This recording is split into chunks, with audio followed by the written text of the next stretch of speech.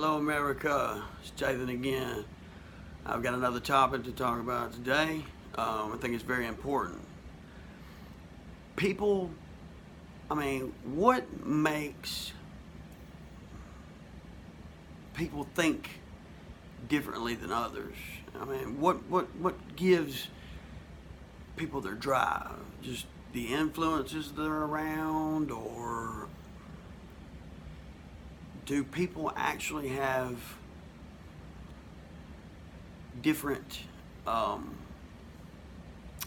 chemical reactions in the brain? Is it the way they were brought up? Is it where they were raised?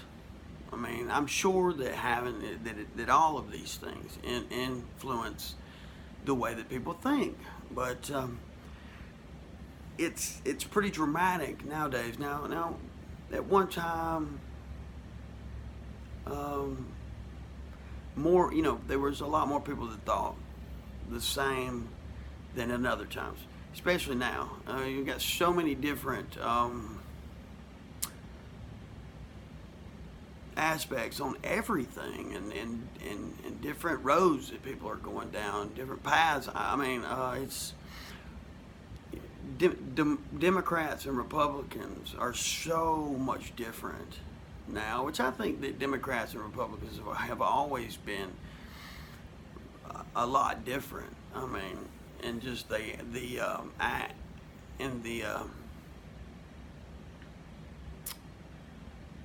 just the way they think, and the way that the actions taken, by these certain people. But also people think differently. What makes somebody like football over basketball? Or why do they like apples over oranges, or Coke over Pepsi? These are all just, is it all the mental aspect, or just, I'm sure that some are, just the way that someone ticks, or the way that someone was raised, like I said. But it's like that with this whole liberal socialist I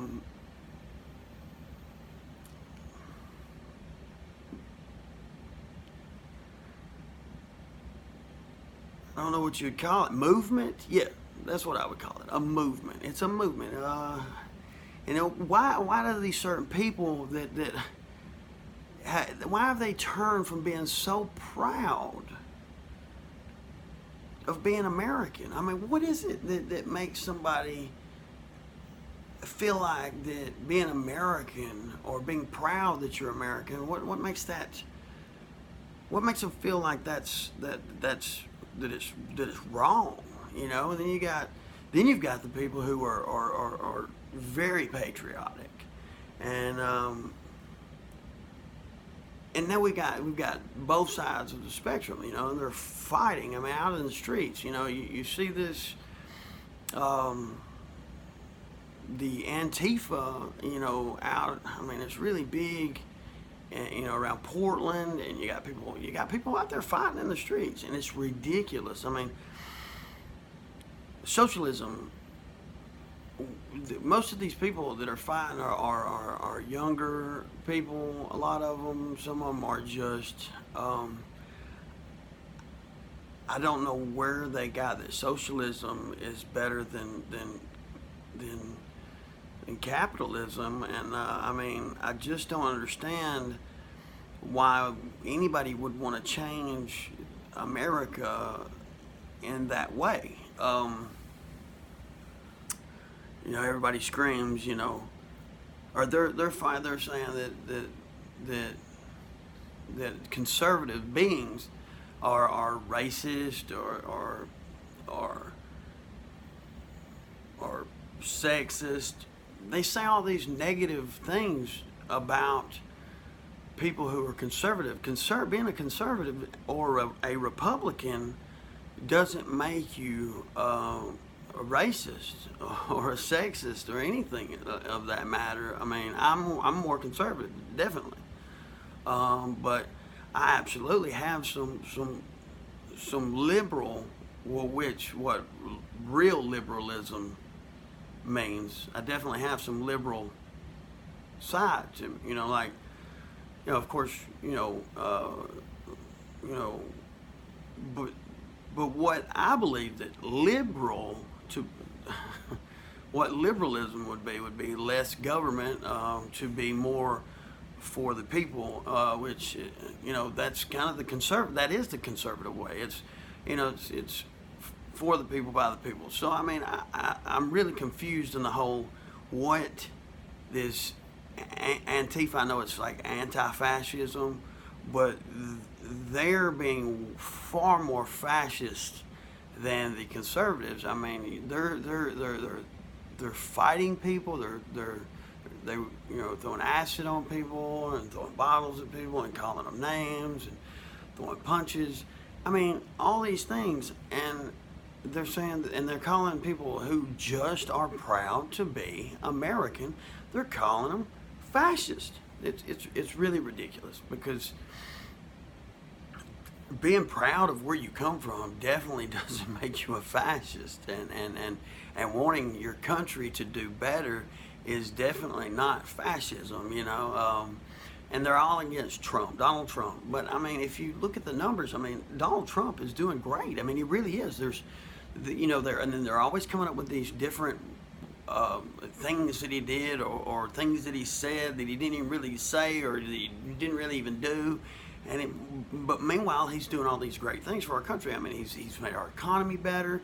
He's bringing back jobs. He's standing up to the other countries that have been abusing the United States for many, many years. Taking full. I mean, all the other countries around the world have been taking advantage of the United States, and especially during the Obama years. I mean, there is no doubt about it that Obama just. I mean, it was almost like, I mean, what were you doing? I mean, really. I mean, what were you doing? And I mean, I'm not saying that George Bush did he didn't do that great either, and neither did his dad, the first Bush. And Clinton, I mean, he put in policies that really failed in the end. Now, I mean, it was a good idea. I get it. To give everybody, a higher credit line, and give people who didn't have credit before, give them credit, and so that it buy. That it did. It raised everything up. But then when that's the whole reason why we have the credit system, is so that if it shows that you didn't pay your payments, then you shouldn't have a big loan, because chances are you're not going to pay it back. So they were giving people money, and then it took a little while. It took into after Clinton was out of office for all these loans that people took out. They stopped paying them, and then the market crashed. It crashed. Now, I do feel like that there was the banks took advantage of it. I feel like that a lot of people took advantage. The higher ups took advantage of these mistakes made by the smaller people, and I mean, like, people who, a lot of these people didn't mean to not pay their loans back. A lot of them, they were just so happy to get it. And then they realized, wait a minute, I can't pay for it, and then these companies took advantage by taking their homes. And what would have saved these things would have been, which I'm going off on a totally different subject right now, and I need to get on that some other time, but I'm just going to finish this up with, if they would have just maybe helped people by lowering their payments instead of raising their payments to the point to where it was impossible for them to pay them, and then take their homes from them, put them in foreclosure. I mean, forced foreclosure. They did. It was forced foreclosure on millions of Americans. That was not good. It was not good. So the last four presidents didn't really help this country. And if you think about it, in 9/11, everybody, I mean, literally, it was almost like everybody came together. Everybody was like, we're proud to be America, and so many people joined the military to go fight because of they were angry. You attacked Americans, but now you've got Americans attacking Americans. In 9/11, I mean, if you think about it, it wasn't that long ago. Why do we have these so-called liberals fighting the conservatives? I mean, it's ridiculous. It really is. We should all come together, and this is it. We should all come together as one. Look, the fact is, America wants, I think, conservative and liberal people, that they really want kind of the same thing, which is smaller government, less people in their pockets. Nobody wants to pay high taxes. But you've got these college students, you've got children. They're still children. I don't care what anybody says. They're listening to them, letting them have too much influence.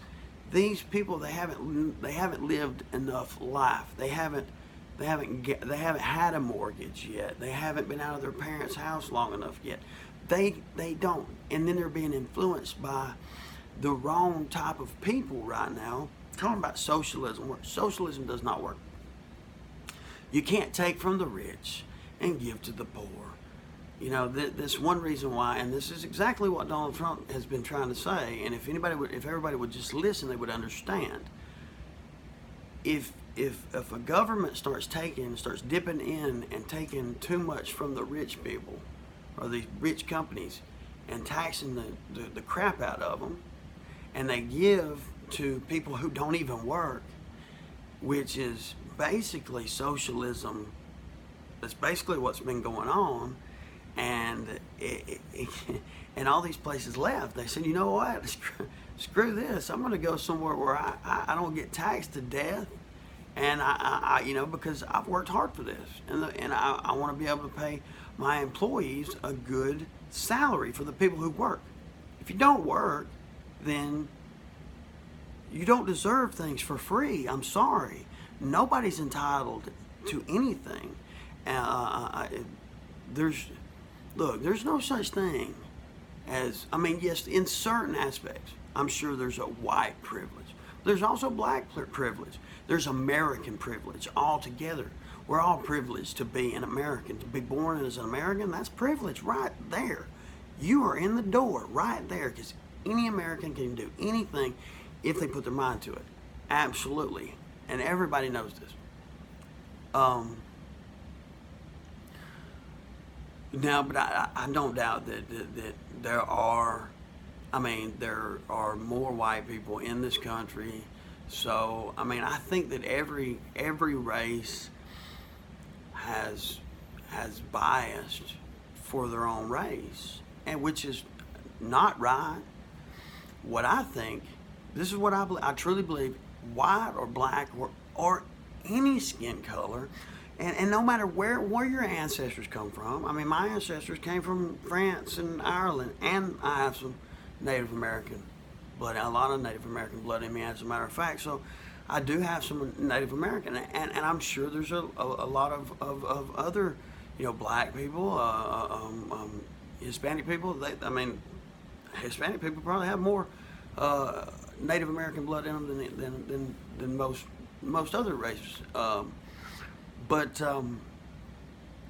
if you were born in Mexico, then you're Mexican. You don't have rights to just come up here to America and to the United States and start living off of, especially if you're going to take from the taxes that's been paid in.